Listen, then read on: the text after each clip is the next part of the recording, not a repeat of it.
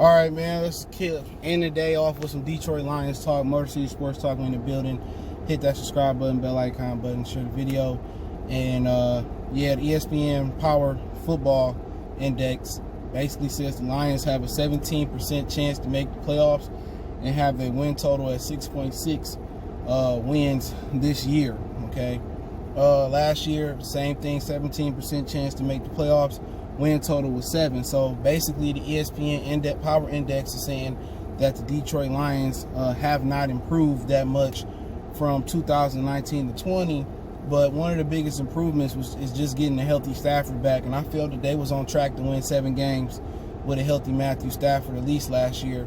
But they simulator does 20,000 simulations, and that's pretty much how they get where they get to. And last year they was wrong. We only won 3 games, okay? And that's because Stafford was injured, but I think they was pretty much right as far as, you know, the 7 win. I thought they would be around 7 or 8 with a healthy Stafford last year, but shit, who knows? If it was a 5th, we'd all be drunk. But a lot of Lions fans get outraged by the disrespect that, you know, major media outlets give us and how they disrespect our players as far as, you know, top 100 lists and, you know, stuff of that nature. But at the end of the day, you know, I feel like I'm one of the realest truth spitters. I think I am the realest truth spitter amongst the Detroit sports media writers or whatever. I don't have no agenda. You know what I'm saying? If people don't watch my shit because what I say, I can live with it. What I can't live with is people not watching my shit and kind of criticizing me for being something that I ain't. All right? So, you know, the criticism, I can take it. Who cares? All right? But you got to be critical of your ownership.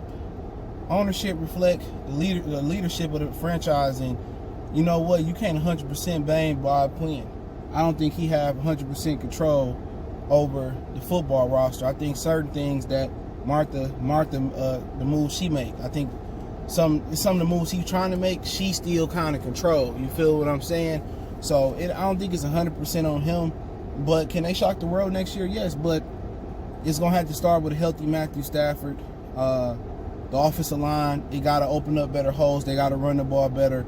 They got to stop the run. And Deshaun Hen got to stay healthy, and he got to do what he did a couple years ago as far as, you know, rushing the passer, you know, being disruptive.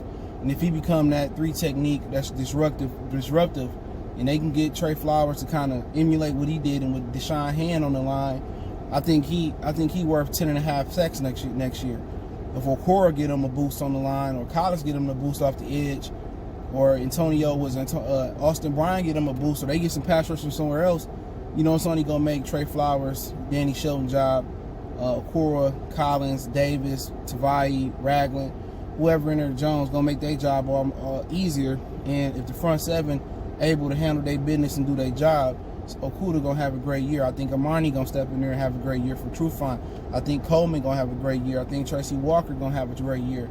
So, you know, the most important things for them to eclipse the 6.6 wins that ESPN saying they do, and do the unthinkable and make the playoffs.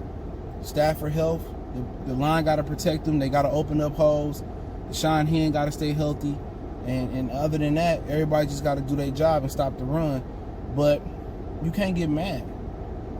Every year, you know, when ESPN is proven right, you know what I'm saying, that they don't make the playoffs, this organization is a mess. And it started from the top to the bottom. So I can't 100% put this on Bob Quinn.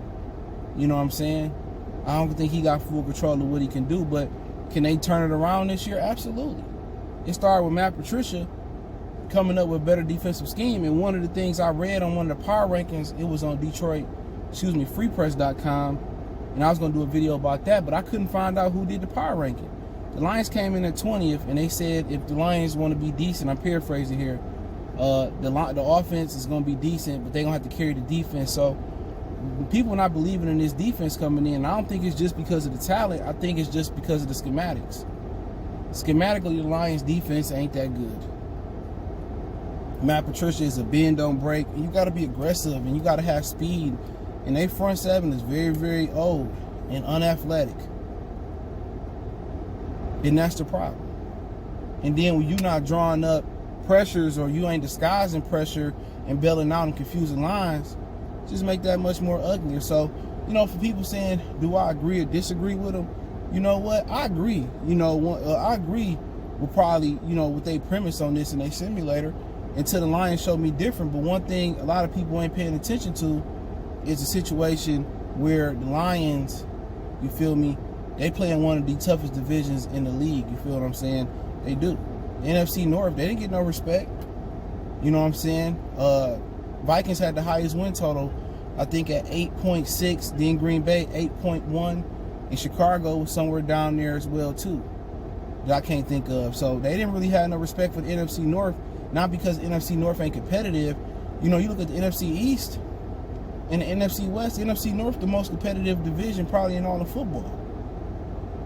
We going to beat up on each other. If the Lions was in the NFC East, they'd probably have a better chance at making the playoffs, to be honest.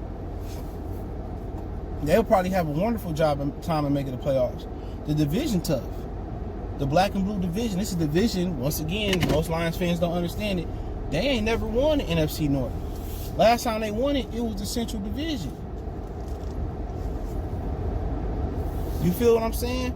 So when you win it, and it's the Central, you ain't won it in a long time. These publications gonna go against the grain. Can they turn it around this year? Yes, anything is possible in football. Am I scared of the Bears? No, until they get a quarterback. I think they're the most talented team in the division, outside of the most important position in the quarterback position. Am I scared of Kirk Cousins? No. No Everson Griffin. That's going to affect Danielle Hunter. Kirk Cousins, no Stephon Diggs. They count on the rookie from LSU. Okay, still not scared. Green Bay, we played them tough last year. Got robbed one time. Played them tough with a third-string quarterback.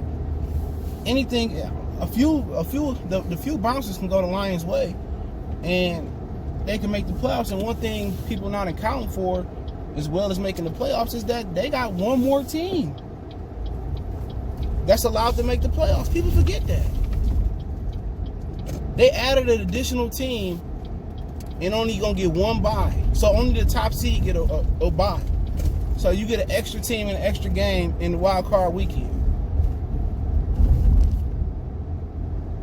So the Lions got a bigger chance of making the playoffs than ESPN is indicating. But everything has to go right. And what are the chances of that happening? At one point, hey, the sun got to shine on the Lions' ass. And every now and again it does. It just seems like we just always coming up short. If we got a great defense, the offense stagnant. We got a high-flying offense, the defense got holes in it.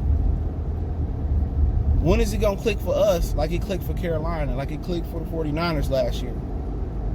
That's what you got to ask yourself. Everything has to be perfect. Last year was the perfect year for dudes to get hurt. People don't want to hear this. When Stafford went down, hey, if you're going to get injured for a long time or a nice amount of games, hey, it might as well have been last year to be our injury-prone year.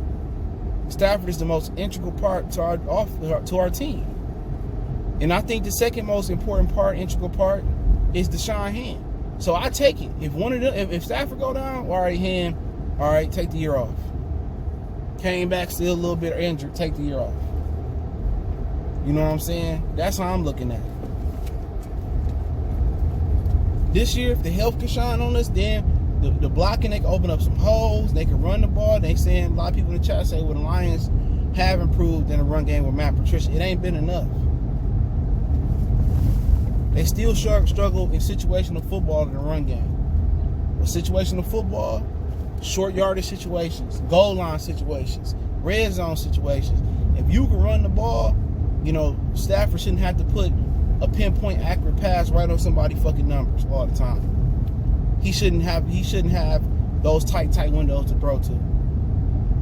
If you can run that rock, Stafford gonna have a better, more accurate, and put more points as far as touchdowns up, in the red zone. But people can get mad. I know a lot of the brothers got outraged last year about ESPN disrespecting the Lions, but guess what? It proved to be true. Even they kind of was wrong. They predicted 6, 7 wins. This year, 7 wins might get you in the playoffs. They kind of predicting 7 wins again, a 17% chance. Who knows? Can you trust Drew Brees and Tom Brady, old asses? You scared of Atlanta Falcons? Carolina probably take a step back. NFC East suck as a whole. I don't care what they break the Cowboys. The Cowboys got hype every year. They garbage until proven otherwise. The NFC West is maybe the toughest, you know, just because the Seahawks and the 49ers. But I anticipate the 49ers to take a step back this year. Not because they not good, just because that's what happened to the Super Bowl loser. So it can happen. Aaron Rodgers go down every now and again. Kirk Cousins got paid. What that tell you? When you pay a dude, Kirk Cousins probably gonna fold like origami. It's possible. It's possible this could be Stafford's shining moment. It's also possible that everything can go wrong. So I'm not getting mad at the publications and the media. We gotta change the perception of what we doing in football. You feel what I'm saying? We gotta change it. And if we don't change it,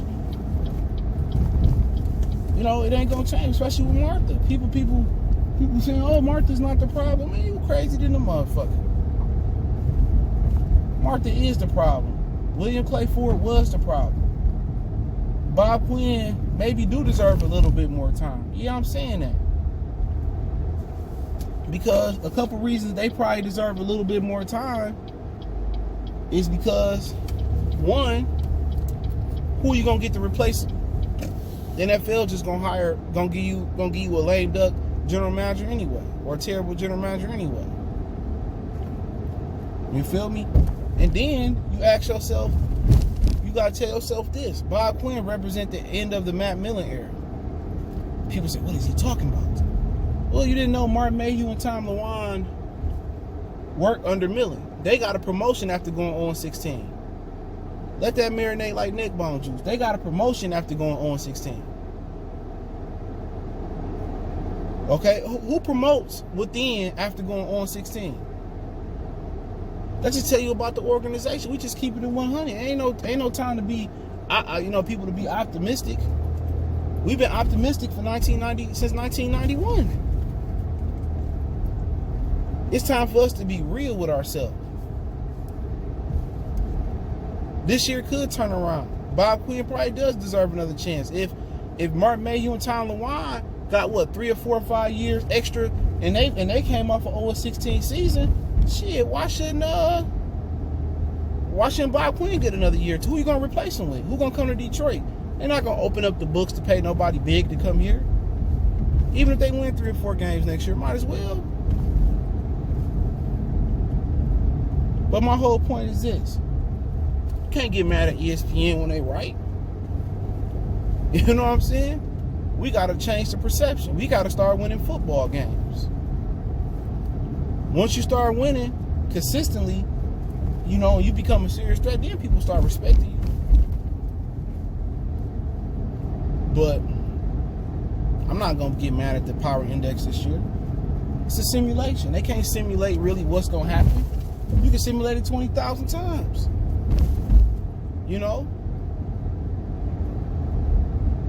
All the simulation probably told you last year Cleveland was going to do something. All your pro football focus, your pro football talk, they probably thought Cleveland was going to do something. But when I seen Greg Robinson starting that left tackle, I noticed that, and they line suck no matter how many flashy people you got out there. And I'm going to continue to say this: football, you don't have to be deep analytics, pro football focus. You don't have to be. Football is a simple game. The formula is simple to win. You run the ball, you stop the run, and you go from there. Basically, you got to be able to win both sides of the trenches. You got to be able to dominate both sides of the balls up front. And if you can do that, you're going to have an opportunity to be a very good football team. But hey, Smart City Sports Talk. Let me know what you guys think. Check out ESPN or M Live for that article. Don't forget me on Facebook, Instagram, Twitter. You can reach out if you got business question, car response, or video requests. Keep sharing the videos. If you want to make a donation to the channel, Cash App, PayPal, and description. Best way to donate for me personally is share the video. Let me know what you guys think. One time for one time. Mercy Sports Talk. We gone.